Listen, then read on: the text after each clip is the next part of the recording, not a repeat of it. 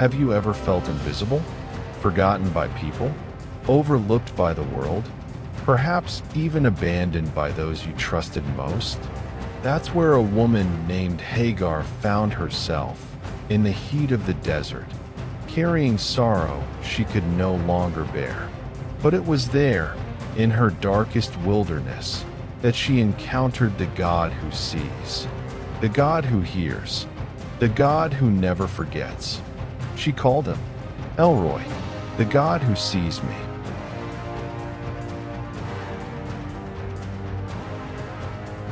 For many years, Abraham and Sarah had waited on a promise. God had told Abraham his descendants would be as numerous as the stars in the night sky. Yet, year after year, Sarah's womb remained empty. In their tent, silence often fell heavy. Sarah would stare at other women with children, feeling the sharp sting of shame. Abraham would look at her with tenderness, but also with unspoken sorrow. The ache of waiting weighed on them both.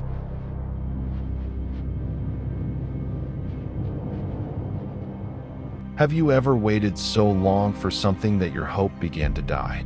That's where Sarah was. One day, in desperation, Sarah made a painful decision. She said to Abraham, "Take my maid Hagar, go into her. Perhaps through her, I will build a family." Abraham agreed, and suddenly, the life of a servant girl named Hagar was changed forever. She became Abraham's wife, and soon she conceived. At first, Hagar felt pride swelling within her. For the first time, she was not just a servant. She carried the child of Abraham, the heir of promise.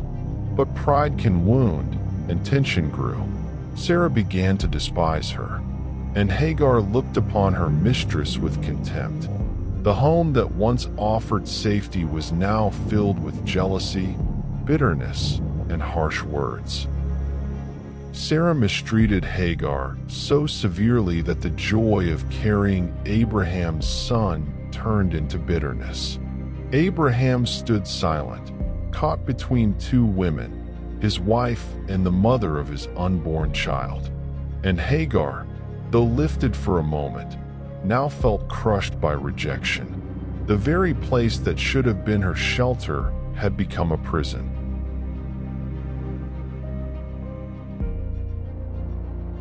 Have you ever been there? Surrounded by people, yet completely unseen? Hagar knew that feeling well. One day, unable to bear the pain any longer, Hagar ran. She fled into the wilderness, into the scorching desert sun, carrying her unborn child and her unbearable sorrow. Step after weary step, the sand burned beneath her feet. Her throat was dry, her heart even drier. She collapsed by a spring of water, her body trembling with exhaustion, her spirit crushed. She was unwanted by Sarah, forgotten by Abraham, and unseen by the world. But heaven had not forgotten her. At that spring, in the silence of her despair, a voice broke through. The angel of the Lord appeared, radiant, gentle, yet full of power. He said, "Hagar, servant of Sarah, where have you come from, and where are you going?" With trembling lips, she answered, "I am fleeing from my mistress Sarah." Then the angel spoke words that carried both challenge and hope. "Return to your mistress and submit to her. For I will so greatly multiply your descendants that they cannot be numbered." He told her about the son in her womb, Ishmael, which means God hears. For the Lord had heard her cries.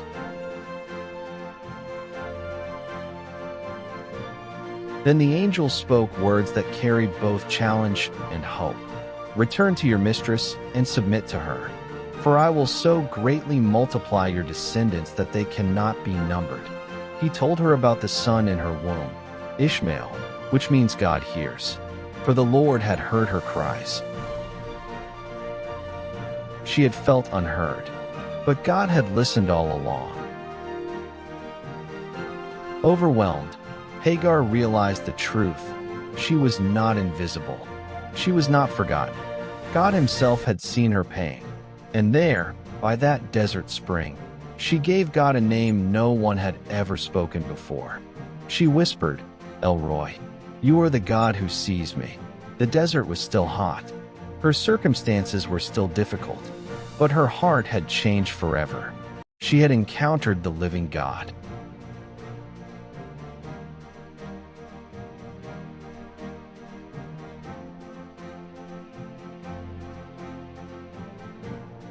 Years later, after Isaac was born to Sarah, the tension in Abraham's household reached a breaking point. Sarah demanded that Hagar and Ishmael be sent away. Abraham grieved, but God told him to listen to Sarah. And so, once again, Hagar found herself wandering in the wilderness. This time, not alone, but with her son Ishmael by her side. Their food ran out. Their water was gone. The sun scorched overhead.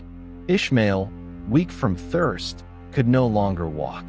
Hagar placed him under a bush and stepped away, saying, I cannot watch my son die. She lifted her voice and wept. But God heard the boy crying, and the angel of God called from heaven, What is the matter, Hagar? Do not be afraid. God has heard the boy where he lies. Lift him up, for I will make him into a great nation. Then God opened Hagar's eyes, and she saw a well of water. She rushed to it, filled her skin with water, and gave Ishmael a drink. Life returned to her son. Hope returned to her heart.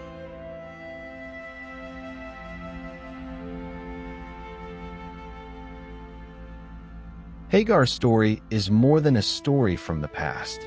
It is a reminder for today. To the one who feels invisible, God sees you. To the one whose prayers feel unanswered, God hears you. To the one wandering in a wilderness of loneliness, rejection, or despair, El-Roi, the God who sees, has not forgotten you. The same God who saw Hagar sees you now. He sees your tears. He hears your cries. And just as he met her in the desert, he will meet you in yours.